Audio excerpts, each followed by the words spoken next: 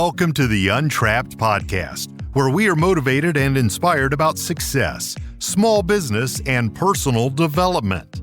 And now, Keith Kalfas. In 2016, I was working easily 80 hours a week. I was in this constant frantic type of state where I could not stop working because I had to keep everything going in order to keep the bills paid to feed and take care of my family, right? And what happens is, if you've worked your way out of a hole and now you're stable, you don't want to go back down in that hole. So you're going to keep working like crazy, but you're still stuck in this old identity. This video, I want to talk about something that's radically changed my life and my marriage and my relationship with my wife, and it's called date night. When you've got a job to do and you need parts and supplies the same day, Xmark's got you covered. No more waiting online, hoping and crossing your fingers for that delivery to show up. Our parts are available at your local dealer. From oil to belts to blades, we've got it all to help get you back on track. That's just one reason why Xmark is trusted 2-1 over the competition. Xmark, get on with your summer. So, 2016, I come home, my wife's crying, she's sick and tired of it, and she's done, and she's throwing the D word around, right? And I leave. At this time, I was done. I packed my stuff in the back of my old pickup truck, and I just started driving anywhere. I don't know, but I was leaving. I'm upset. I'm sitting in traffic. My friend Joshua Latimer calls me up out of the blue. This guy's successful marriage. He's he's a smart guy. And he says, "What are you doing, Kalfas?" I'm like, "Why did you call, man? If you want to know the truth, me and my wife aren't doing so good. I'm a workaholic, and I have to get all these jobs done. I don't understand how I'm supposed to spend all this time with my wife and my family," and blah, blah, blah, like that type of stuff. He's like, "What are you talking about, man? You're leaving. She doesn't want that. She just wants you." I'm like, "Yeah, but I don't have time to be with her, dude, because I literally have to work constantly." I went into this reactive state, right? So now I'm in tears, and he's like, "Listen, man, you and your wife need to do a date night." I'm like, "A date night?" He's like, "Yeah, once a week you have date night with your wife." I'm like, "Once a week? I only have time to do this like maybe once every 2 months." This is what I believed at the time, because all I knew is that I had fought like hell to get us out of the hole. We had finally moved out of this crappy little tiny one-bedroom apartment into this condo. The rent was literally double, right, just so we could get some space. And I didn't know if we were going to make it through the winter. He's like, "Listen, it's one night a week. You hang out with your wife, have fun, pop popcorn, watch Netflix, go out to dinner, do something. If you can't afford to go out to dinner, stay home and watch Netflix, right? But spend at least one night a week with your wife."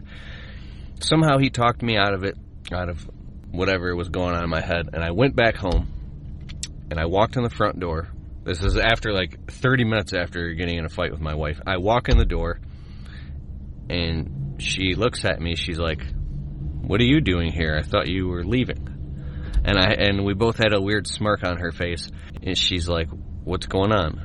I'm like, "I want to do date night." She goes, "Date night? I'm like, "Yes. We're going to pick a night of the week, and once a week, we're going to do date night." Okay?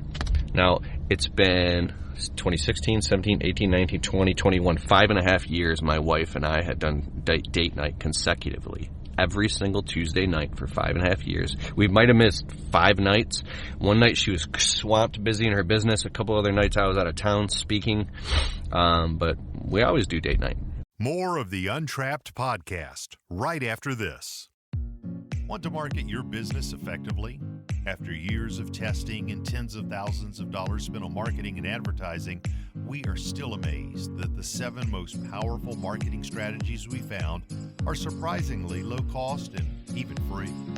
So we've distilled down everything that we've learned into a 7-step guide, and we're giving it away free. If you want to download this free guide called 7 Steps to Marketing Your Business, then simply go to keithkalfas.com/7steps. That's keithkalfas.com/7steps. Okay, the first date night. I'm in anxiety. I got my phone. I'm like, dude, I have all these customers to take care of. I got to do paperwork. I almost wanted to scream and jump out of the car at a red light and just take off and go work. I couldn't stand it. We ended up getting in an argument at the restaurant. It was my fault. And then the next date night, on the next Tuesday, it was just really rough. But after about 3, 4, 5 weeks of this, staying committed to this date night thing, what happened was the craziest thing happened. I got on the phone with my friend Joshua Latimer again. And I'll put a link to Joshua Latimer's stuff below. He doesn't even know I'm making this video. I just really am thankful for him. He has actually no clue I'm talking about. It became like a habit.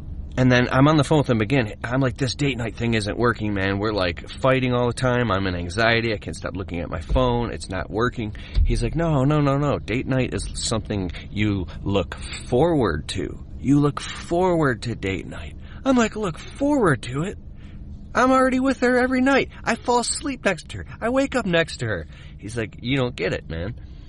So here's what happened. Little by little, there was a week where I had a really bad week at work, and I was stressed out. It was crazy. Just like now. Just like always, right? I mean, there's a million things going on, right? I love what I do, but I mean, it can get stressful at certain times of the year. I had this thought. I'm like, you know what? I can't wait till date night because it's the one night of this week. It was an anger thing. It was like it's the one night of this week that I can actually say F it and just have the perfect excuse. Because that's what I was looking for, is the perfect excuse to just shut off everything in my business, shut off my phone, all my responsibilities, shut them off, and spend the night with my wife. Right? Because any other time a man, I don't mean like a man, you know what I mean, but you don't really have an excuse, right? There's no excuses. But this was the perfect excuse. So what I did, I shut my phone off, and I hung out with my wife. We went out to dinner. We went out to like Chili's or somewhere. And we actually had fun. And I liked it. And then I came home and I turned my phone on. The next Tuesday night, we went out to the movies and we were eating popcorn and laughing at the movies and we had fun and we were holding hands on the way out. And then the next Tuesday night, we sat down and watched Netflix and pop. And not every Tuesday night was perfect.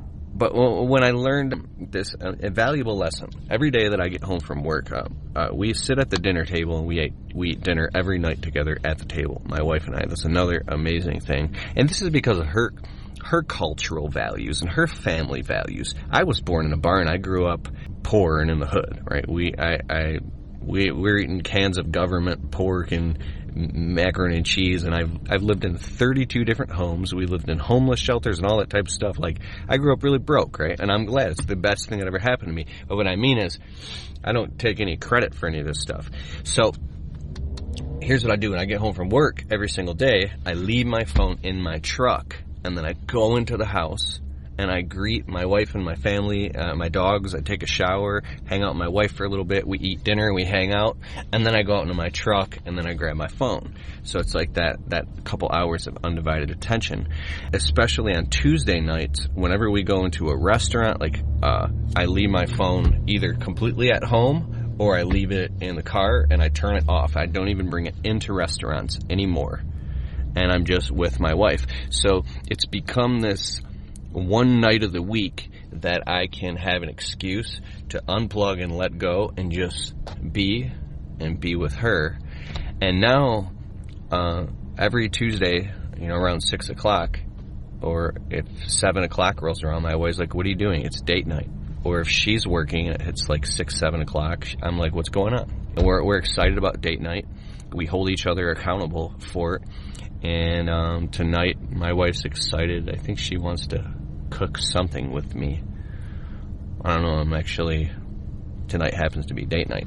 So I'm going home, and I'm going to go have fun with my wife. And I don't care what else happens because I want to be with my wife, and I love my wife. And I've had to sacrifice everything else around me, put my wife first. And it was a really long, hard journey to be able to do that. But she's the one person in this world that I'll drop everything for and to be with. And it was really hard to make those choices and decisions because at the end of the day, you don't really have much time at all with all the responsibilities you have going on. So she's that one person. All right. And I think that once you get good at something like that, another thing, if you have kids, this Joshua Latimer guy, he does this thing. He has a kid named Maverick. So he does Maverick Mondays. He has another kid named Tucker Tuesdays. So like each night of the week, he has a different time for somebody in his family that even though he spends more time than just 1 hour a week with them, but he gives them like one undivided at least hour, or takes this one kid out for ice cream, or throws football with his other kid. Like, I think about stuff like this. So if you get the foundation locked down, then little by little, you can build new things in once you get it down one foundational step at a time. And it's so simple. So if you want a successful business, it really does start at home, because if your home life is in chaos and pain and then agony, it's going to be very hard to run a successful business. You know what I'm saying, mate? You know what I'm saying?